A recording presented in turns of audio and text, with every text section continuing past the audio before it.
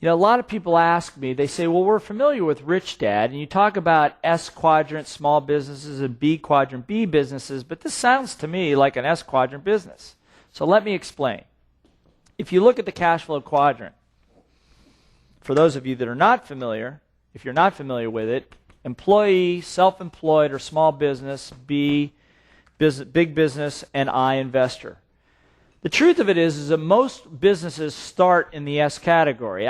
Most businesses that I've seen, unless you have a killer of an idea and you've got a lot of capital and you can raise a lot of capital pretty quickly, most people start here. Even those people that raise a lot of capital prototype what it is that they're trying to do over here in the S quadrant. So at first point, you put yourself a little bit at risk. Go out there, test your idea, get your training, and ultimately move to the B quadrant. So yes, in the beginning, it's an S quadrant business. In the case of a local area franchise owner, you will learn the basics of the training, of the coaching, the systems, how to solicit business, build your territory, and then ultimately, as you begin to generate a lot of cash flow here, you will then teach you how to move into the B quadrant. How are you going to do that specifically? Well, there's two ways. The first way, as a local area franchise owner, we teach you how to pull in subcontractors that can actually go do some of the training for you as long as they come under our supervision.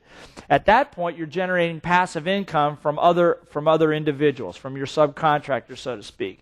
But ultimately, down the road, we will also teach you how to take on what we call the BBS, Buy, Build, and Sell program, which is when you have the opportunity to go out and buy the businesses, good little businesses where the owners don't know how to increase sales, don't have a lot of money. You either take equity in them or buy them outright.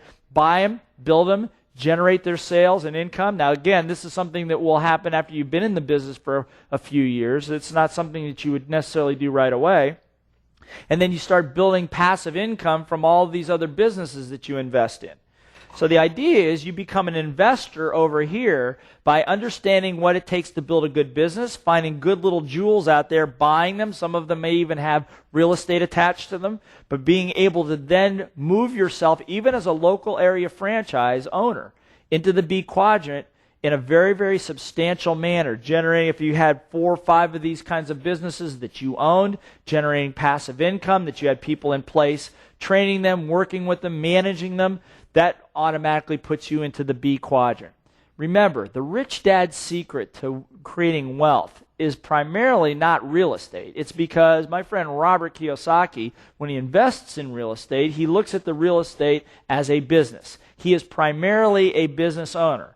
I am a business owner. You have to take a look at your business as an appreciating, cash flowing asset.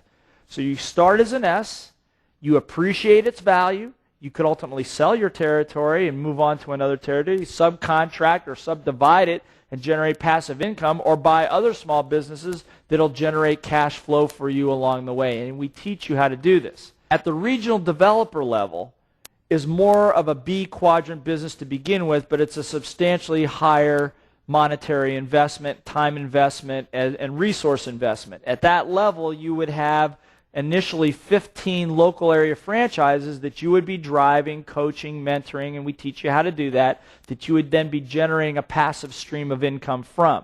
So you would move into this a little more quickly in that respect, but in fact, this one can actually be more lucrative faster than by even going into the regional developer position.